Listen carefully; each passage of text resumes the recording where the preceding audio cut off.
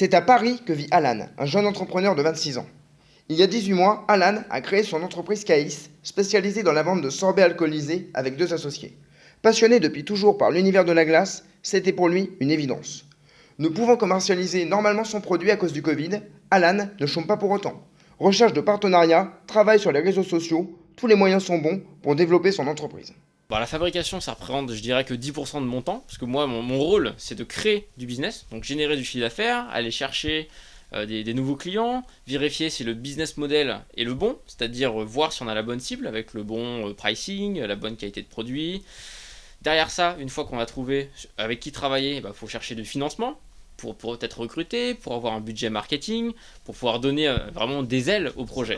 Direction maintenant le lieu de production, même s'il est impossible de visiter les cuisines en raison du Covid. C'est au sous-sol du château de Nanterre qu'Alan confectionne ses sorbets. Pour lui, l'important est de marquer les esprits. Vêtu d'un nœud papillon et d'un tablier violet, il explique son projet et le processus de fabrication. Donc chez Caïs, le but, c'est qu'on transpose des cocktails en sorbet. Donc ça ressemble à une boule de glace classique, mais en vrai, c'est vraiment alcoolisé. Ça titre entre 3 et 10% d'alcool, et donc on peut bien sentir les effets. En fait, le produit, il a demandé 2 ans de recherche-développement. Il est fait exactement comme une glace classique, donc en turbine, mais simplement il est pensé comme un cocktail, et donc les ingrédients sont un petit peu différents. Voilà. La journée n'est pas finie pour Alan.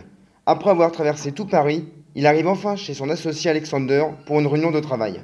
Ce dernier a 29 ans et fait partie du projet depuis le commencement.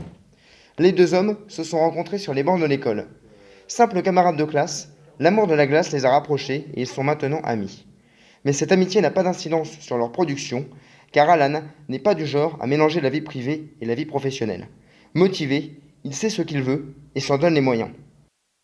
Aujourd'hui, ce qui est important, on est en train de travailler notre gamme de produits 2021. On a vu sur 2020 les produits qui ont marché. Ce qui est ressorti, c'est que les produits à base de rhum plaisent beaucoup aux Français.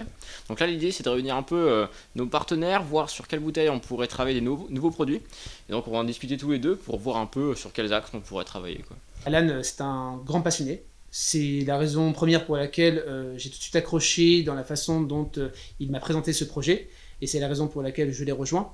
Il est également très discipliné et très carré dans sa façon de travailler. Et c'est la raison pour laquelle aussi les choses sont allées très vite et qu'on a pu faire de belles réalisations depuis le début du projet.